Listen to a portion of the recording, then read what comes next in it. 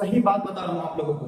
आप सोचते होंगे अपने व्यूज के लिए, अपने वीडियो के लिए ये गलत भी मुझे बता दें, ऐसा नहीं है।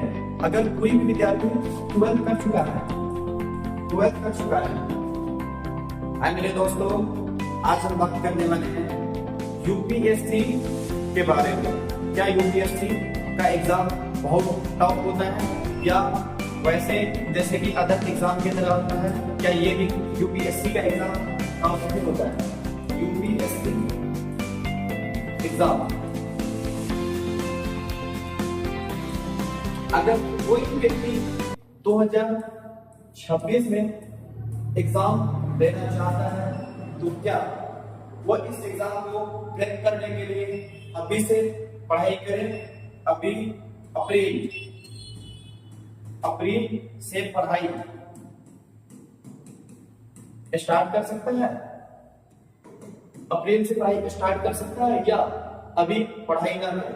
अगर कोई व्यक्ति ये चाहे कि मैं सिर्फ सेल्फ स्टडी से यूपीएससी निकाल सकता हूं, तो ये बात 100% कोई व्यक्ति चाहे तो कह सकता है। कोई भी बात 100% कह सकता है इस हिसाब से कि वो व्यक्ति के अंदर लगन होना चाहिए पढ़ने के लिए। जैसे कि हम खुद अपने ऊपर अप्लाई किए हैं और मैं खुद क्लास लिया हूं, क्लास लेकर के अभी 1.5 साल हो चुके हैं हमारे क्लास करने के बाद अभी ये पता चलता है कि यूपीएससी की तैयारी कैसे करना चाहिए, क्योंकि क्लास के 1 फेयर में बहुत चीजें बदल जाती हैं।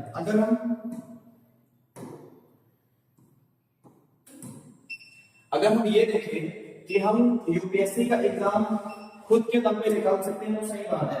अगर इनके बारे में हम बात करें तो क्या क्लास लेना चाहिए, कितना घंटा लेना चाहिए, वो आपको मैं बताता हूँ, और कितने क्लास में कितने टाइम स्पेंड करना चाहिए विद्यार्थी को। अगर हम मतलब कि कोई विद्यार्थी होता है जो कि 12th के बाद यूपीएससी की तैयारी करने के लिए चले जाते हैं, और कोई होता है कि ग्रेजुएशन करने के बाद यूपीएससी की तैयारी करने जाते हैं, तो इसमें क्या सही है? जहां तक मैं देखा हूं, मैं अपने ऊपर मैं देखा हूं, और दिल्ली में मैं रहता हूं, या दिल्ली का माहौल मुखर्जी नगर का देखा हूं कि बच्चे आते हैं बहुत ज्यादा, बहुत भीड़ में बच्चे आते हैं, यहाँ हजारों सैकड़ों की भीड़ में बच्चे आते हैं और बहुत परेशान हो जाते हैं। मैं अपने ऊपर ये बात लेकर के और सही साबित करके और 12th देखिए 12th हो चुका है, और 12th के बाद वो चाहता है कि वो यूपीएससी की तैयारी करे, तो क्या वो कर सकता है? इसमें बहुत सारे कंडीशन आते हैं। क्या आपने यूपीएससी की तैयारी करने के लिए आप मेच्योर हो या नहीं हो? आपकी एज 21 हुई है या नहीं हुई है? मतलब कि कोई भी विद्यार्थी 12th पास करता है, 12th अगर कोई भी विद्यार्थी पास करता होगा तो उसका एज लगभग कितना साल होगा? 18 साल, 18 ईयर्स होगा। उससे अधिक भी हो सकता है, बट उससे कम में अगर कोई शायद 15 साल के उम्र में हम 15 साल की उम्र में हम यूपीएससी की 15 साल की उम्र में 12th करके उसके बाद यूपीएससी की तैयारी करें, ऐसा नहीं होता है और करना नहीं चाहिए। अगर हम 12th करके यूपीएससी की तैयारी करने चले जाए तो सिलेबस होता है, सिलेबस बहुत ही भारी होता है इसका यूपीएससी का। कोई कहता नहीं यूपीएससी का सिलेबस आए गए छोड़े ऐसे टाइप का होता है, कोई लोकल एग्जाम की तरह होता है, ऐसा हम बिल्कुल नहीं मान सकते हैं। एक यूपीएससी का जो सिलेबस इतना मोटा होता है, नीचे से उठाओ तो इतना बड़ा, हमारे साइड का सिलेबस ही होता है इतना। अगर हम 12th किए, 12th करने के बाद मेरा भाई नहीं छोड़ो, अगर हम उसको अच्छे सजेशन देंगे तो उसको 12th के बाद यूपीएससी की तैयारी करने नहीं बोलेंगे। बहुत सारे टीचर होते हैं, हम जानते हैं, हम एक स्टूडेंट हैं, हम मेरे पास उतना नॉलेज नहीं है, मुझे पता है, लेकिन अगर कोई भी टीचर कहता है कि 12th करने के बाद अगर वो यूपीएससी की तैयारी कर लेता है तो कुछ हद तक नहीं, बहुत हद तक वो गलत बात है, क्योंकि 12th करने के बाद उसे कॉलेज जरूर करना चाहिए।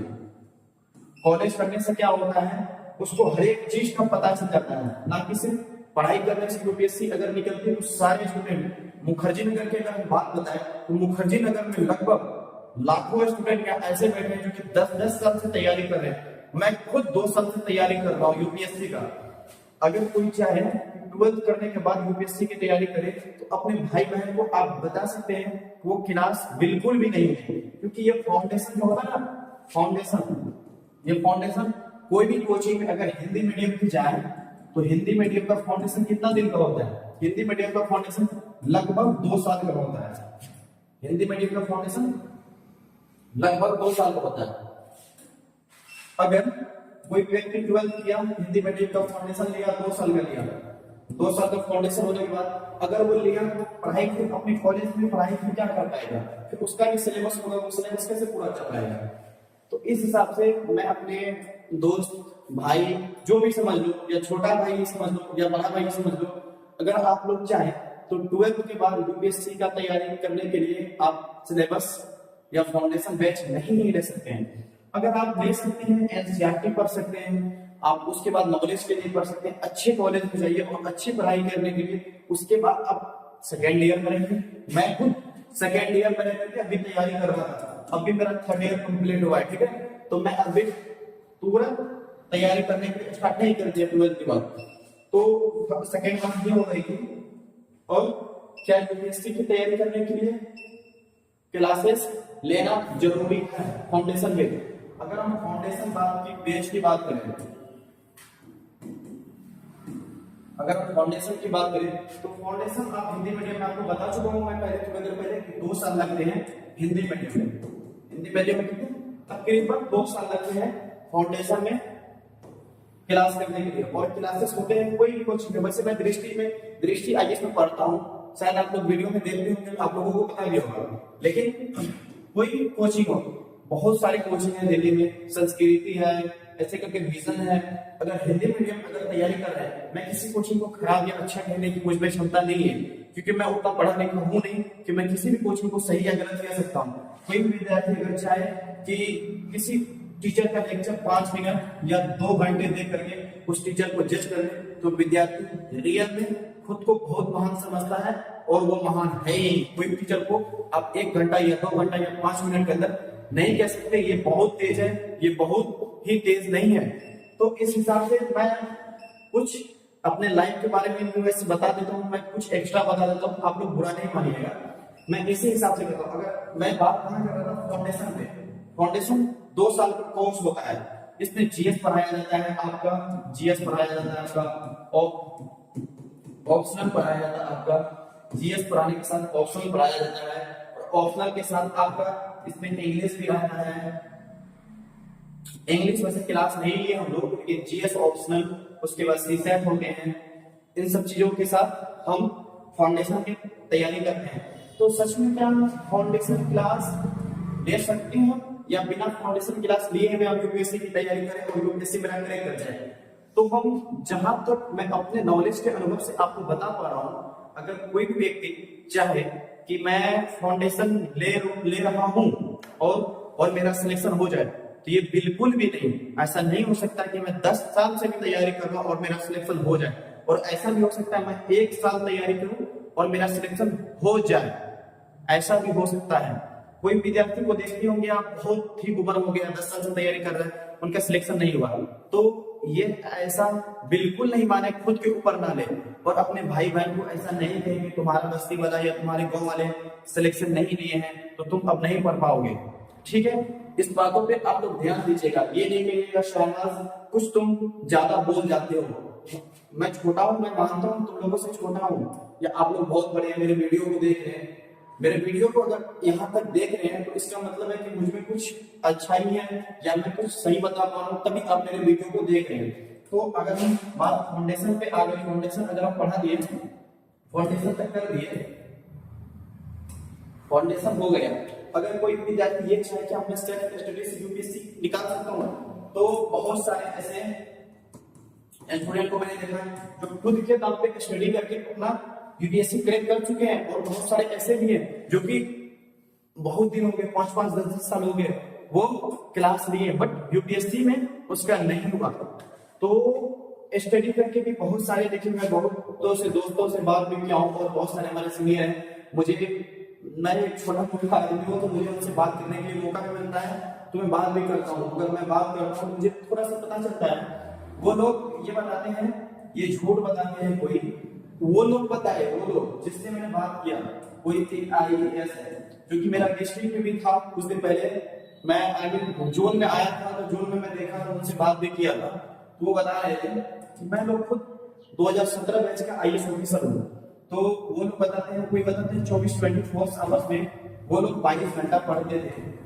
ऐसा मुमकिन ही नहीं, नामुमकिन भी हो सकता है, तो कोई भी आदमी 22 घंटा नहीं पढ़ सकता है लगातार क्या उठ बैठ करके भी नहीं पढ़ सकता। 24 आवर्स का 1 डे होता है, ऐसा नहीं कर सकता है, ऐसा नहीं कर सकता। लेकिन कुछ लोग बताते हैं, तो कुछ लोगों की बात को हम नहीं कह सकते हैं कि लोग क्या बताते हैं, लेकिन मैं जहां तक सुनता हूँ और पूछता हूँ लोगों से, तो लोग यही बात बताते हैं, स्टडी करने के बाद आप यूपीएससी निकाल सकते हैं। इस बात पे हम थे अभी कुछ देर पहले, तो हाँ, आप स्टडी करने के बाद खुद के बल पे यूपीएससी निकाल सकते हैं।